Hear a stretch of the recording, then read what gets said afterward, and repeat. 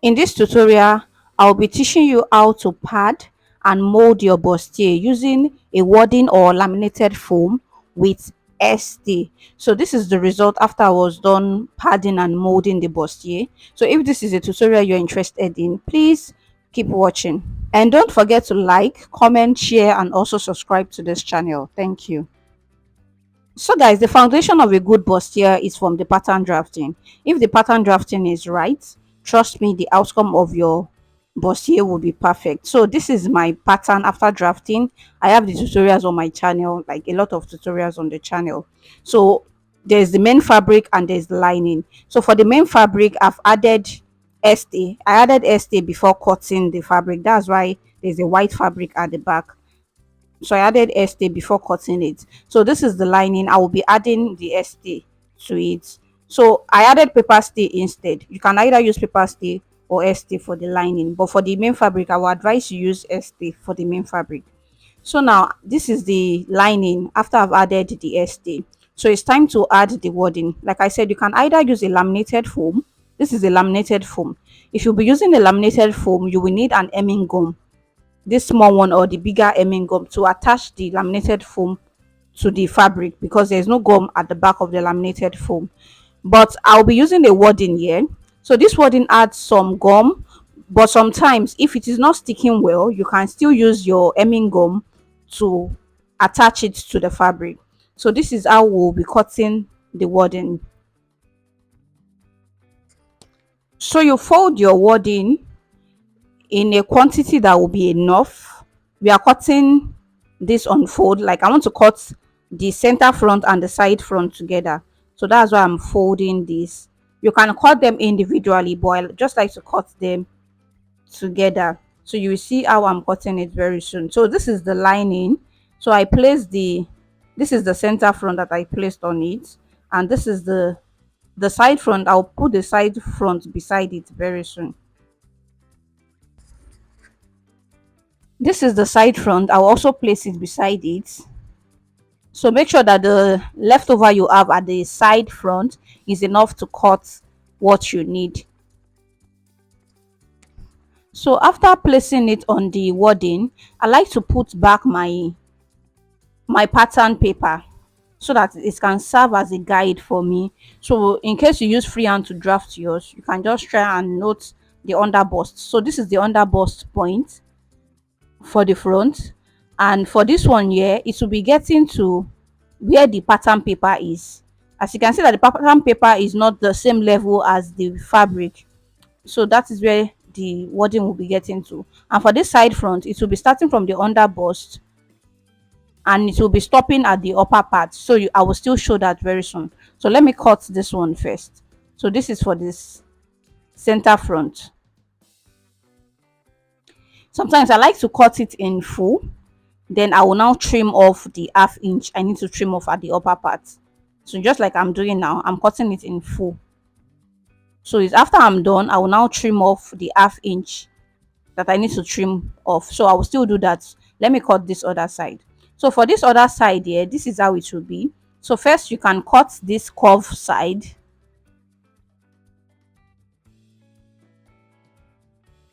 So I'll cut this curve side. Then I will draw the shape at the back now. So I can remove this one and do the shaping. Like I said, I need to go in by half inch. For the center front, I've not went in by half inch, so I'll still go in by half inch. So this is for the side front, and this is how the shape will be. This C curve, that's what you will cut for the side.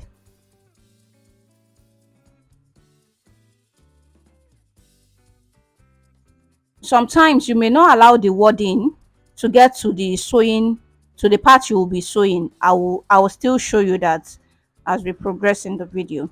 So this is for the center front. So I'm reducing this part because the wording must not get to where you will be sewing. So I'm reducing it, and this is what we have. So when I want to iron this down, I will iron it like this. You see this side, you know the wording is getting to the side. Sometimes you can reduce it and it is not getting to the side, And for this part here, most time when you notice some rumple, when you notice some squeezing at the under bust, you can try and use this. Just go up by 1 inch and you cut it like this. You cut it like this, so that one will prevent the squeezing at the under bust. Like I was saying, that you can cut away 1/2 inch at the side, so that when you are sewing, you are not sewing on the wadding. But if you'll be cutting away that, you must use an estate to cover it. But I did not do that. So if I did not cut the 1/2 inch away, what I do is to trim it out after I'm done sewing. So that's the method I want to use in this video. So since I did not cut away the 1/2 inch by the side, this side here, so I'll be trimming it out when I'm done sewing. As you can see now that I added a layer of estay on the wording just to secure it down, and to just add to the padding. Actually, just add to it. So most times I add 2 layers. So one is, they are not, the 2 layers are not on the same point. One is longer than the other. So you can add 1 layer if you don't have much stay, but I like to add 2 layers. As you can see that they are not on the same point at the under bust area. So I will use my steam iron to iron that one down. So this is the side that we cut out earlier, and this is what we have. As you can see, this top, that there is 1/2 inch there, so you must not allow the wadding to get to the top. So now I will also be adding stay on this to cover this up. So the stay must be wider than the facing you cut. As you can see that it is like 1/2 inch wider than the facing I cut out. So you trim it off and you use your steam iron to iron this down. You iron it properly. Like I said, if the wadding is not attaching to the fabric, use hemming gum, because sometimes the gum on the wadding is not enough to attach it to the fabric.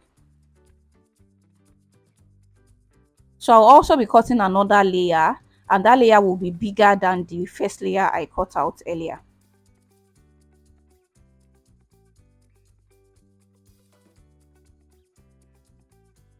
You have to iron this properly before you can even start sewing. So this part of laminating and padding the fabric take much of our time.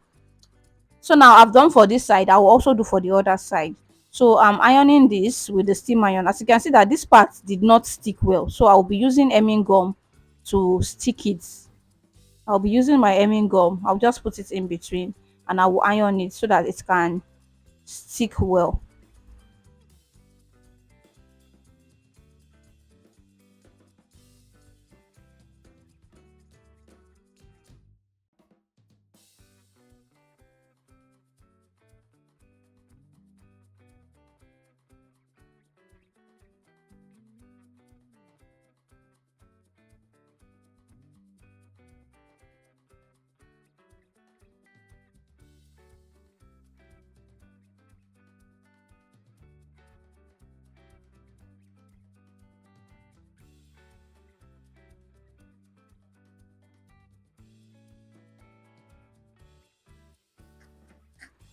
After ironing properly, the next thing now is to sew.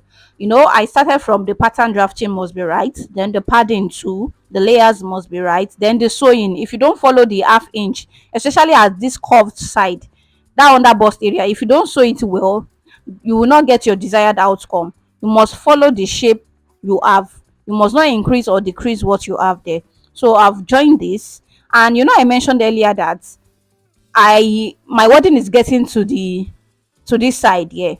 So first thing I do is to notch the under bust. I will notch it very well, because if you don't notch, there's a curve there. If you want to iron, it will be difficult. So you notch very well the under bust. Then after notching, you see that part that has the wording at the that part that has the wording, I will trim it off, because sometimes if I don't want to go through the stress of trimming it off, I won't allow the wording to get to this part, so it will be 1/2 inch away. So it's only the stay that will get to this part, and if it is only the stay, I don't need to trim it off. I can just open up the seam and iron. But because this is the wording, it will be too thick at this point, so I like to trim it off. Any part that still has the wording at this joining area, I trim it off. So any parts the wording is getting to, I trim it off, like very close to the line, as you can see what I have.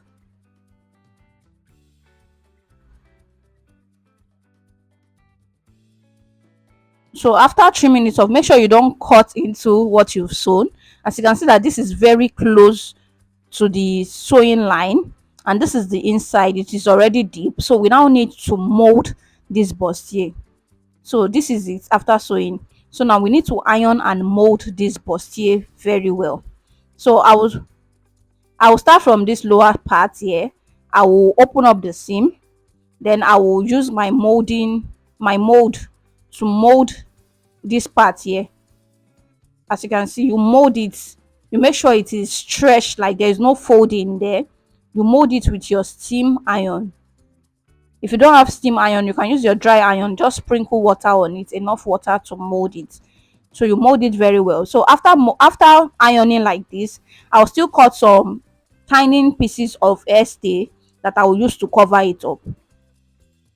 But let me first iron this part first. So you iron it very well. Since the seam at this part is small, so you can iron it. Like I said, if you use the other method that it only has the stay, what you just need to do is to open up the seam and iron on this part. You iron it very well. You don't have to rush at this point at all. So this is the tiny pieces of stay I cut out. So I'll be putting this stay on this part here, you see, where I cut away the wording earlier. So I'll be using this stay to cover it up and also mold it again. There's always a difference when I use this stay because it will make it be in place, like compared to if I don't put the stay there. As you can see, compare this one that I've added stay and this one that I've not added. So the stay will allow it to be in place. So you just iron it on it and you also mold. So you're ironing, you are molding.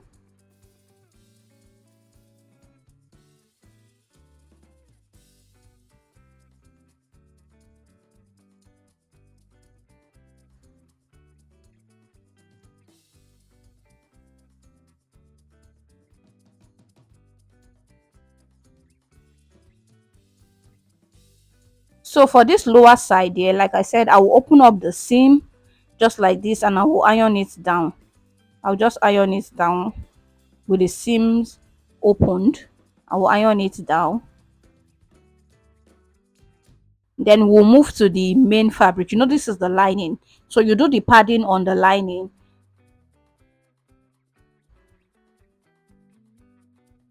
So this is what we have. I'll trim away the SSST I have at the top over there.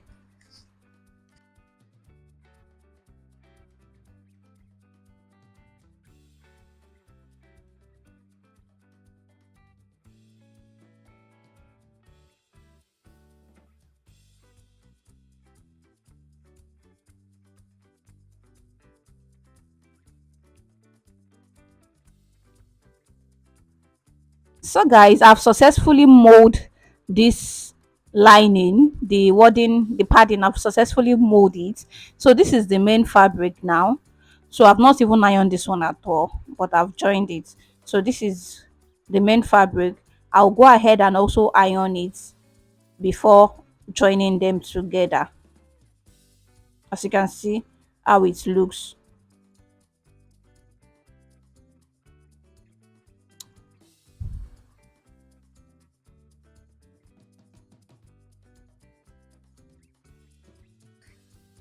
For the main fabric, all I just need to do is to open up all the seams and iron very well.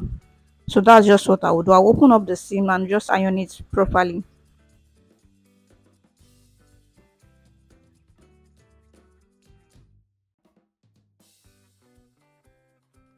So after ironing from the under bust to the waist on the wrong side, so if I want to iron the bust area, I like to iron from the right side, but because I don't want the fabric to stain, I'll cut a pieces of another fabric that I'll be putting on top before placing my iron, so that my iron will not stain it. I'm ironing directly on the right side now, so that the gum from the este and all that will not stain it. So this is how I will iron it, and I will just iron it properly.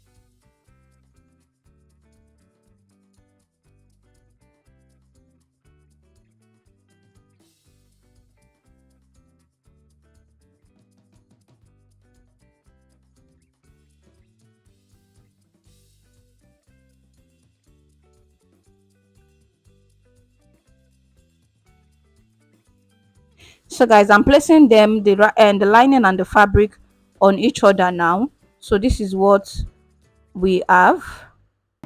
This is what it looks like. So this is what it looks like. So when I join this together, I will still go ahead and iron them together so that they can blend into each other very well. But this is what we have for the padded area. So this is what it is looking like, and this is the lining area. So this is what we have.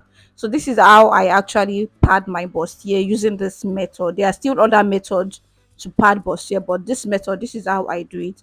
And this is the inside of the lining. So this is what the inside looks like. As you can see how deep it is. Like I said, to achieve a good padding, it starts from the pattern drafting, the layering of your padding material, then the sewing and the ironing. So if you can get all those steps right, you will achieve a very good result. So thank you so much for watching, and I will see you in my next tutorial. Bye.